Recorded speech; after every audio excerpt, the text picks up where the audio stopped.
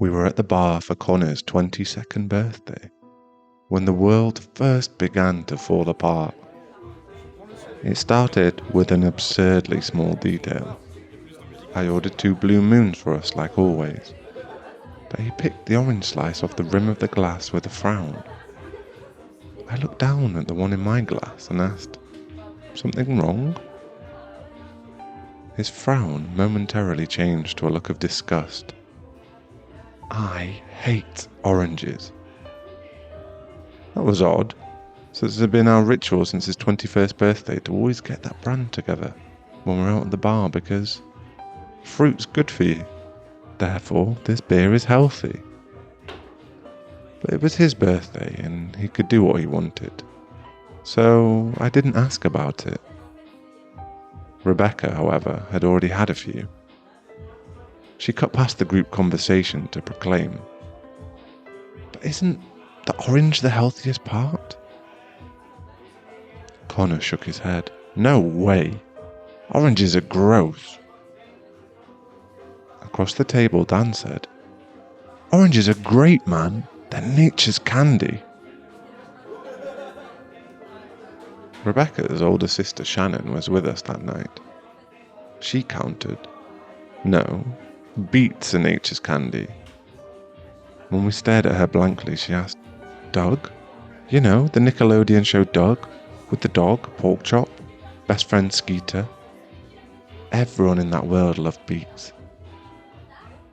When we only vaguely recalled the show she was talking about, she threw her hands out in defeat. Near us, an older regular was watching a television above the bar.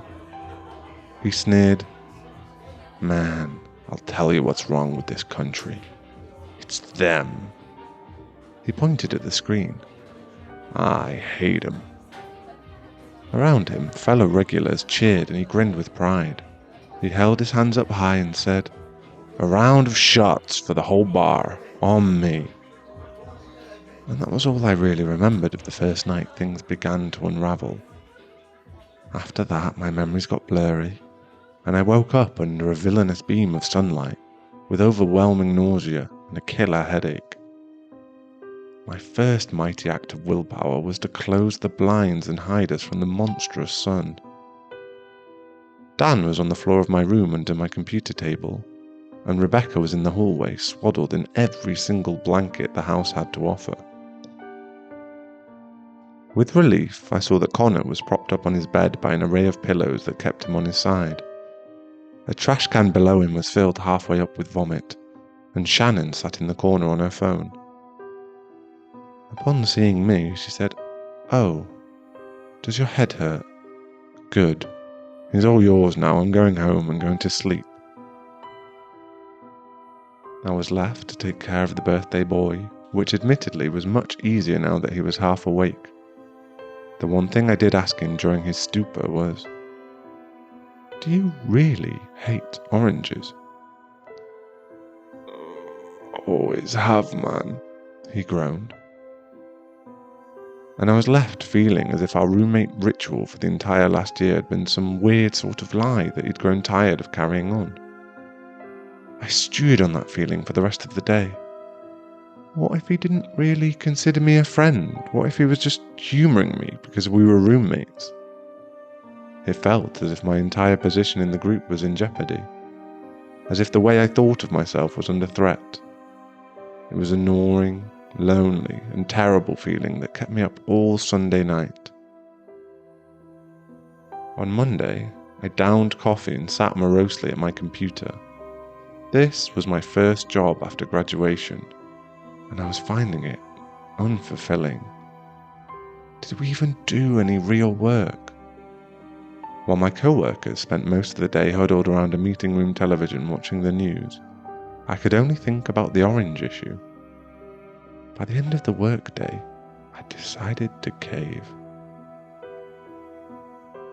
I was the first one at the bar that evening, and Dan sat next to me about 20 minutes later. He looked at my stout and said, "No blue moon today?" I hate oranges," I lied with a grimace. To my surprise, he said, Me too. That was weird. Didn't you say the nature's candy? Not even close. He looked to be rather offended. Oranges are the highest carrier of disease amongst all fruits and vegetables. Mortified, I asked, "Seriously?" He folded his arms and said yes. Absolutely disgusting fruit. That was a bold enough claim that I put down my stout and picked up my phone. After a few searches, I began to grow very confused. Citrus greening, citrus canker, citrus black spot. Gross. Sweet orange scab. How have I never heard of these diseases before? The pictures were horrifying. Oh, but wait. These only affect oranges. They're not dangerous to humans. Dan just shrugged. Science says a lot of things are safe, then suddenly they find out they're not. I'm not eating anything that looks like that. I didn't agree with him, but the images had still unsettled me. Maybe there was a reason to avoid oranges after all. The rest of the gang showed up soon after, but the disturbing images never truly left my awareness. Later that night, as we all spilled out of an Uber in front of my place, we were laughing and joking again as normal, and I was starting to feel a little better. I'd overblown the whole issue, really. There was nothing to worry about. These people didn't secretly hate me. I did belong. Across the street, one guy began yelling angrily at another. The Uber pulled away, removing the barrier between our group and the guys. We saw them push at each other, scream back and forth, and then begin trading punches. This was a nice college neighborhood where nothing of the sort ever happened before. What were they thinking? We stared until they noticed us. Abruptly, they stalked off and returned to their separate houses, next to each other. They were neighbors. How ridiculous, Connor said with a laugh before leading us inside. We'll have to make sure not to invite them over next time we have a party. He didn't seem to be any sort of deceptive or bad mood, so once we're all sitting around the kitchen table drinking water, I took the opportunity to ask him about what had been bothering me. Yeah, I do hate oranges, he told me. You'll never catch me eating the damn things. They're like the biggest carrier of disease amongst all fruits and vegetables. Never, I joked. What about the last year of us getting blue moons? He tilted his head at that. I never get that beer. It comes with an orange slice and I hate oranges. That was when it finally occurred to me that something was seriously wrong, either with my memory or with the world. No longer smiling, I said, "We've been getting that beer every time we go out since your birthday last year, when that hot girl that night thought your joke about it being healthy was hilarious." His expression darkened. That never happened. I don't drink Blue Moon. That's how I remember it, I insisted flatly. Then your memory is messed up, he retorted, growing strangely angry. He balled up a fist between us. I never drink that shit. I never have. You stop saying that shit now. Oranges are disgusting. Rebecca and Dan watched us in awkward silence. I figured I had one more back and forth within the bounds of politeness. I decided to make it count. Dan, do you remember us getting the orange slices with our beer, don't you? Dan stiffened in his chair. Oh, don't bring me into this. I hate oranges too. Always have. I wouldn't hang out with people who didn't. stared at him. What? What the hell does that mean? Since when is this such a big deal? I turned to Rebecca. You remember, don't you? That whole exchange with your sister about oranges versus beets on Saturday night? She kept her eyes on her water and did not reply. Connor stood and approached me with a menace. Look, man, you've been a good friend for a long time, but you're gonna have to cut this shit out if you want to keep hanging with us. Was he serious? How could he possibly be serious? I looked to Rebecca and Dan, but neither one met my confused gaze. I was just joking, I finally told Connor. You know, messing with you guys. His face immediately lit up. Oh, damn, you got me good. Ah, yeah. I laughed with him, secretly terrified. Rebecca and Dan finally looked up, relieved, and the mood immediately went back to happy and carefree. I hung out and pretended to be normal until everyone finally went to bed. Rebecca in her room downstairs and Dan and Connor in the hallway next to my room, before I finally had a chance to investigate. For the first time in months, I closed and locked my door. The wonderful atmosphere that our house full of friends had started with was now one of fear and suspicion. I sat in the dark in front of my computer and began to scour the internet in search of answers. I'd seen enough science fiction to hazard a few guesses. Was I in the wrong reality somehow? Was my timeline changing for some reason? I didn't know enough particulars about history to see if anything was different on Wikipedia. But no, this was my room. My credit card worked and my social security number was correct.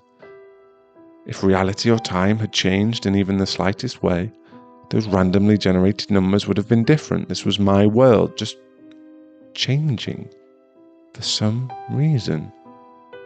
And because of that small and utterly inconsequential change, my home life and friends group were on the line.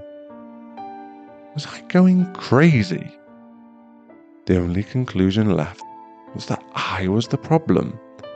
Something was wrong with my memory or belief that had left me at odds with those I cared about. Just then, as I sat in the dark, I heard my doorknob turn and fail to open since I'd locked it. Someone had just tried to come into my room, and something told me it wasn't for cuddling. It'd been a subtle and stealthy attempt. On a horrified hunch, I quickly and quietly opened my window and slid out into the night. 5 houses down, I saw a roof ablaze.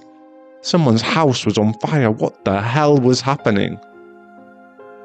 I couldn't worry about that at that particular moment. Peering into another window, I saw a silhouette of darker darkness move near a gleam of metal. Someone had just tried to come into my room with a knife.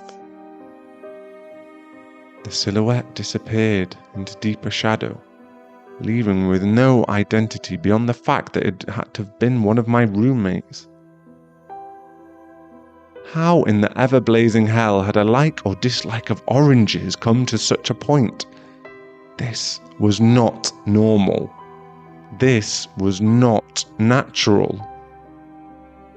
Crouched out there in the chilly night, illuminated only by the house fire, 5 lots distant, I was forced to face the only conclusion left. Something supernatural was going on.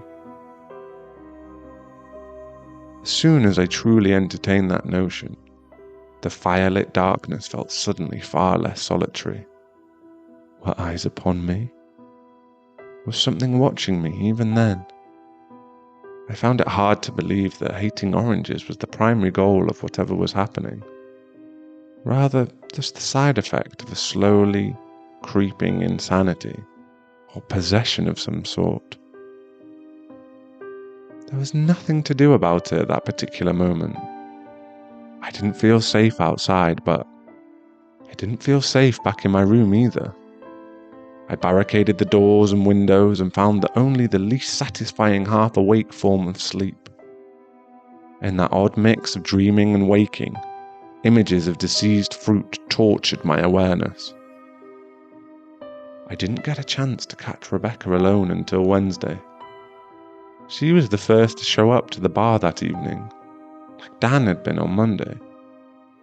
But she seemed uncomfortable and apprehensive.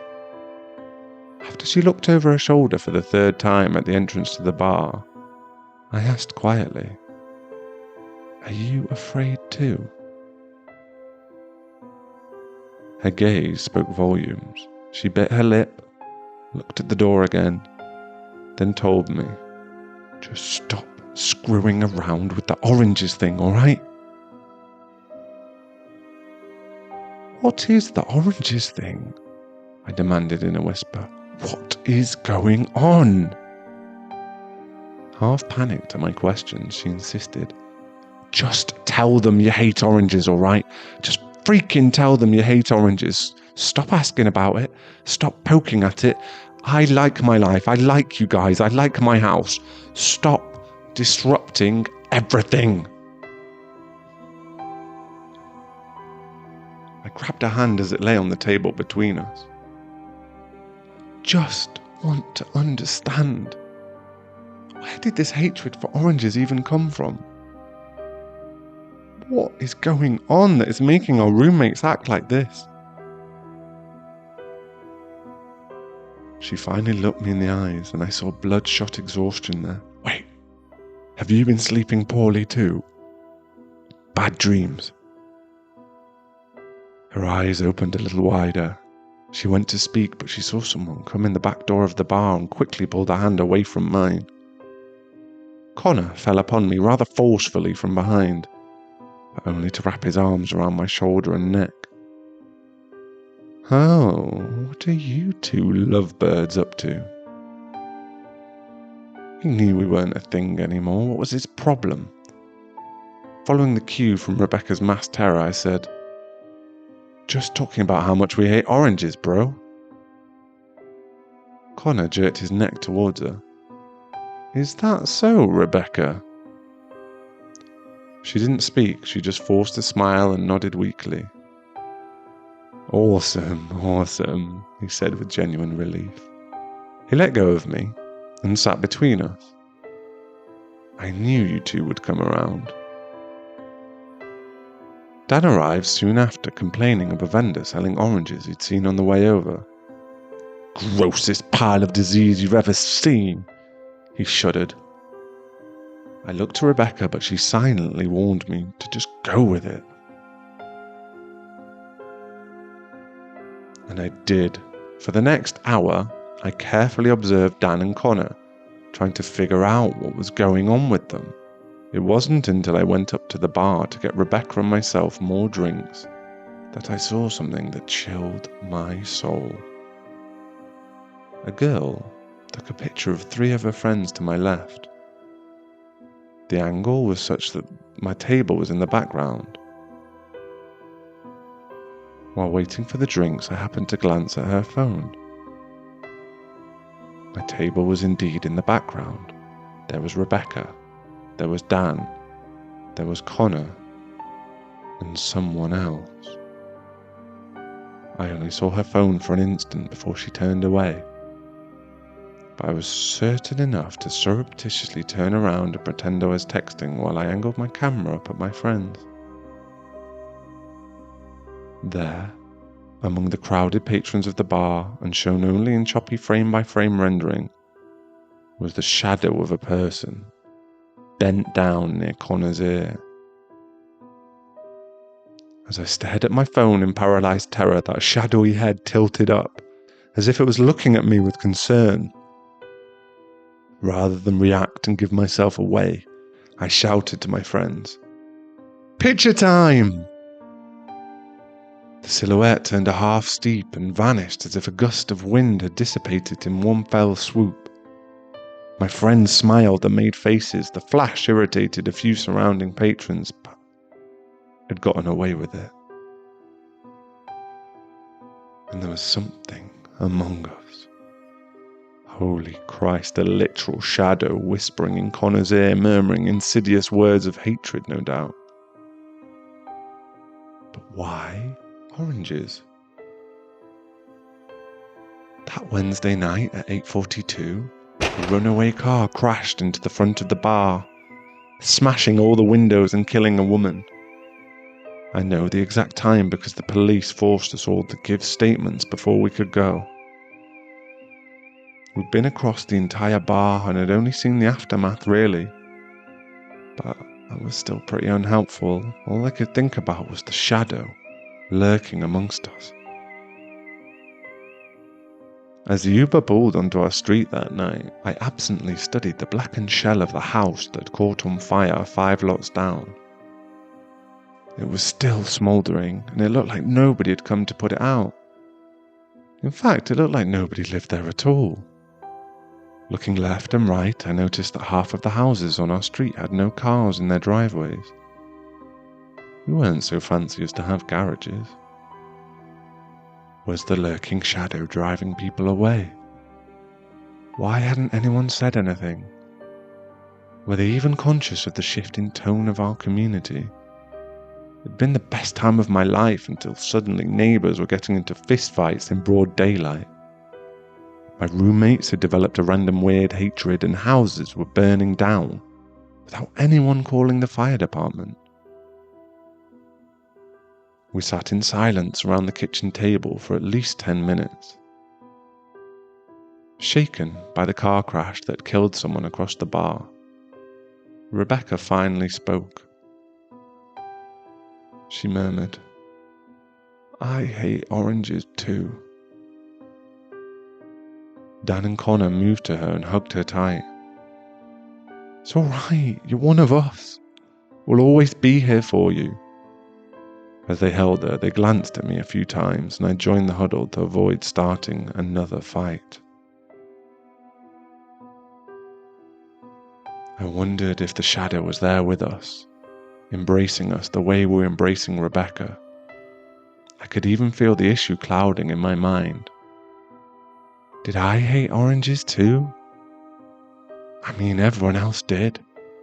And those pictures of diseased oranges were disgusting. Had I really liked orange slices with my beer this whole last year? If I had, I might have just been horribly mistaken, misled, even by beer advertisements. Those ads never said anything about the diseases oranges could catch. That was odd, wasn't it? It was like they didn't want me to know.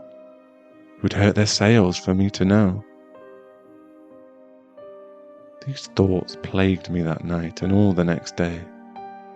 At work on Thursday, while my co-workers randomly cried in their cubicles or had hushed discussions that broke up as soon as a manager neared, I sat on my computer and researched paranormal possessions and hauntings.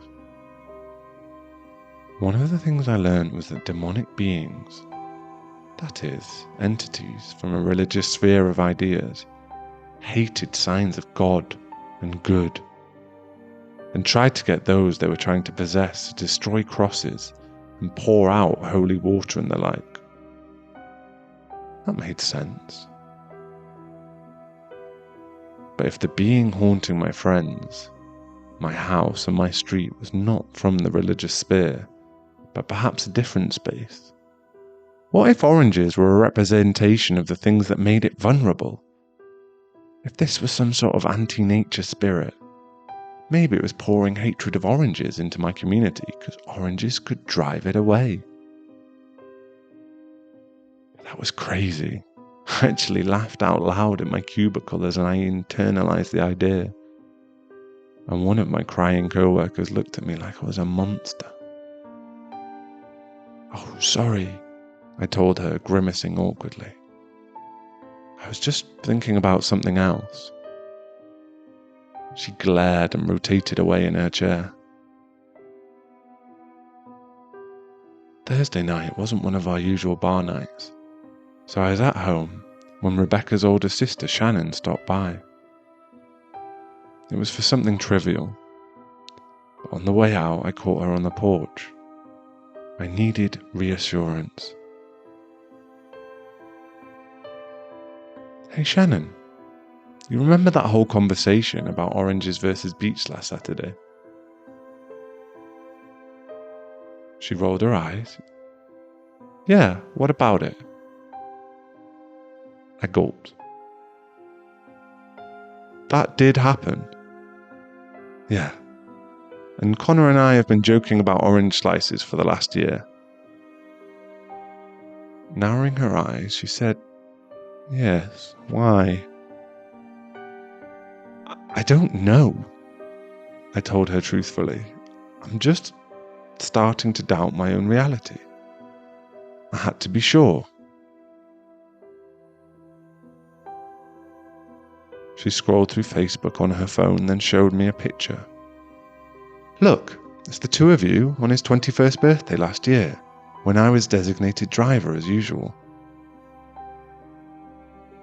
In the picture, we were both holding our beers forward, orange slices on full display. The hot girl who had sparked the entire tradition was sitting next to Connor, exactly like I remembered. It's real. I looked up at her. How do you feel about oranges? She grimaced, but not out of disgust. What? Why? They taste alright, I guess. Seriously, what's your opinion on oranges, beyond just whether you personally like their taste? Neutral, she replied. I literally don't care. Why would anyone have an opinion on oranges unless they're like a botanist or a farmer or something? That was an incredible point, actually. I wish I knew. As she turned to leave, we began to hear a commotion at the end of the street closer to campus. We were only a few blocks away from campus and still close enough that street vendors often passed this way. When I saw an older man pushing a cart of oranges being surrounded by a group of my peers shouting profanities, I knew exactly what was happening. And I could see Dan and Connor amongst them. Rebecca came out onto the porch at hearing the violent shouting, and the three of us stood staring at the mob as they began to push at the unfortunate cart owner. We started running towards the fray after Dan sent a wild punch and the man fell. The mob was screaming with furious bloodlust and stomping en masse by the time we got there. But the cart owner was fine, if a little shaken. The mob was stomping his oranges. It was some eerie, otherworldly version of a group murder. Bits of orange peel flew this way and that with the force of the stomping below, and the fruit juice splattered across clothes in every direction. The gore would have been vomit-inducing had it been human. As it was, I was still mortified by what was happening. These people, my friends and neighbours, had become rabid animals full of irrational hate. Sharon looked at me in confused askance. I shook my head. I had no idea. But Rebecca, terrified as she was, chose to join in. Running forward, she started screaming profanities and stomping on the last of the oranges while the others began cheering. Soon they would notice that we had not joined in.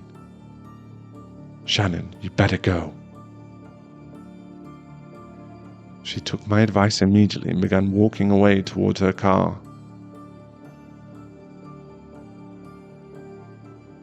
Covered in the juice blood of his victims, Connor glared at me with the eyes of a devil.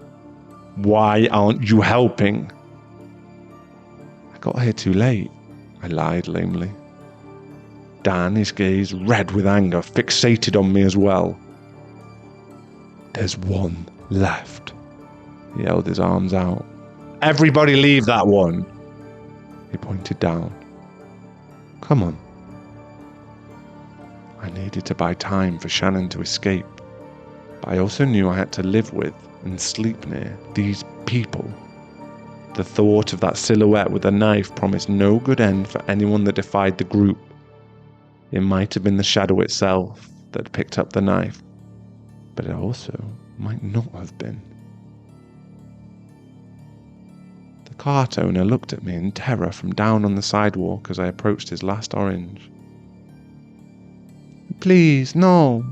Why you do this? Why you do this? I just sell orange. Please, no." I closed my eyes and stomped. The oranges splattered under my shoe, and arms grasped me from every angle as my neighbours jeered and cheered. I opened my eyes and shook with shame as the cart owner got up and ran off. Dan lit a match and set the wooden cart on fire, while the others began dancing. I had no choice but to dance with them. They wouldn't let go of me. They shook me and made me chant with them and tested me constantly to make sure I wasn't faking. To get through it, I had to temporarily convince myself they were right, and the oranges were an abomination. To get through it, I had to give up part of myself, and after, I returned to my room, locked the door, and sat crying under my computer table. But then, I got angry. I got mad. I was not going to let my community be consumed by this madness. The entity whispering in our ears would pay. I was a man, goddammit, no longer a boy, and I didn't have to grin and bear it. These people weren't my parents. I got in my car and I drove the way the cart owner had gone. I found him 5 blocks down, forlorn and sitting at a city bus stop. He began to panic as he saw me, but I held up my hands peacefully and asked him a question that immediately changed his mood. I didn't make enough to save any money, but I had a credit card. I bought the entire rest of his inventory and took it all home with me. When the crates didn't fit, I just plain dumped the oranges in my trunk and back seat. My car would smell like fruit for months, I was sure, but it had to be done. When Dan got home that night, I caught him behind the front door and held the knife to his throat. "Sit down," I directed, tying him up on a chair in the kitchen. He shouted when Connor got home, but it was too late. I put Connor in a chair too and tied him up. Then I stuffed clean socks in their mouths so that they wouldn't warn Rebecca. I didn't grab her. I didn't tie her up. I simply held the knife and said, "Sit." She nervously took the third chair. I'd thrown the oranges from my car all about the kitchen. They're on the table, on the floor, and in the sink. I picked one at random, peeled the skin off, and held it in front of Connor. "Eat it." "Why don't you make me?" he spat. "I won't," I told him. "But I also won't let you out of this chair until you take a bite of a goddamn orange." "They're disgusting." "We used to eat them all the time." "That didn't happen." "It did." I showed him the picture on my phone of his birthday the year before. He frowned. "Is that photoshopped?" "It happened!" I screamed in his face. "Eat the orange." He pulled his head away. "They're the highest carriers of disease amongst all—" Yes, I know the soundbite," I yelled. "It's wrong. Those diseases aren't dangerous to humans, and this orange isn't diseased. Eat the orange." "But we hate oranges," Connor insisted, indignant. "Right, guys?" Dan bit down on the sock in his mouth. "Mm-hmm."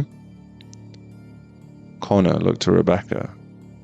About to cry, she hid her face and did not respond. Connor seemed more shaken after that. After gulping down hesitation, he warily took a bite from the orange. He blinked. "Oh." It's fine. Dan seemed surprised and Rebecca just cried harder. I pulled the sock out of Dan's mouth and held the other side of the orange. Try it. If you hate it, that's fine. I'll let you go either way. Just try it. Seeing Connor break, Dan hesitantly tried a bite, then pushed back in his chair. That doesn't taste like I remember. I swear it used to have a horrible antiseptic taste. No, I told him. Our heads are being messed with. We just attacked a street vendor and stomped on his oranges because we've been worked up into a frenzy of hate. Does that make any sense to you objectively? Blinking, as if waking up from a dream, Dan began to look horrified. Oh my God, we did do that, didn't we? What were we thinking? Connor looked up at me with the same guilt. Oh man, He cut off as his eyes jumped to something behind me. That warning gave me just enough time to shift to the side. The knife went into my left shoulder and I slipped on rolling oranges and fell to the floor on top of a splatter of my own blood. Above me I could see a knife dripping with red and the shadow of a man beyond it. His hollow eyes were red. Dan and Connor began screaming and fighting their bonds as the shadow stepped near. But I tied them in too well. The shadow's red eyes moved from me to their squirming bodies as if it was deciding which of us to kill first. What do you want? I screamed at it. What the fuck do you want? Those red eyes swung to me and seemed to bore into my soul. A sinister chill raked across my senses as it whispered, "Buy lemons." I stared. Buy lemons? I hesitated. Why would you even care about that? I don't, it rasped, bringing the knife nearer. It is simply what my master wishes. It couldn't be so absurd as that, could it? Some lemon farming company hired a demon worshipper and summoned an entity from beyond our world just for profit? Had they brought the incarnation of hate amongst us just to make money? But it was that simple. Had it always been that simple? Why else would anyone do anything? It moved to stab me, but Rebecca leapt against it and a piece of the shadow tore out where she passed. It screamed in pain, dropped the bloody knife and grasped at the hole she'd made. Darkness sifted out of its wounds like black sand falling from a sideway hourglass. It flared its red eyes, hissed venom and vanished. It had gone. The demons that had been amongst us and whispering in our ears all week had gone. We all remained frozen in shock for 30 seconds before Dan snapped out of it and said loudly, "Would someone please untie me already?" We did. And then we patched up my arm. As a group, we didn't know what else to do, so we went and sat at our regular table at the bar. It was early on a Thursday, so few other people were there. We didn't get blue moons, but not because we hated oranges. No, our house was full of hundreds of the fruit and would smell forever. I can't believe it almost got us to go from loving oranges to hating them in less than a week, Connor murmured sadly, crouched over his drink. I shook my head. I even doubted myself there for a minute. Did things I'm not proud of. Dan looked up at us. What even hurt it? Why did a being made of hate get wounded by Rebecca just moving through it? She looked at me. I looked at her. We both looked down at our beards. She hadn't just moved through it. She jumped at it because of me. We both knew the answer, but that was private. Nearer, an older regular was watching a television above the bar. He sneered. "Man, I'll tell you what's wrong with this country. I hate..." The four of us shouted in unison. He jumped in his chair and looked over at us. "Don't," I told him calmly and sadly. "Please, just don't." He watched us for a moment, then subtly embarrassed, he gave us a slow, haunted nod and turned back to his drink.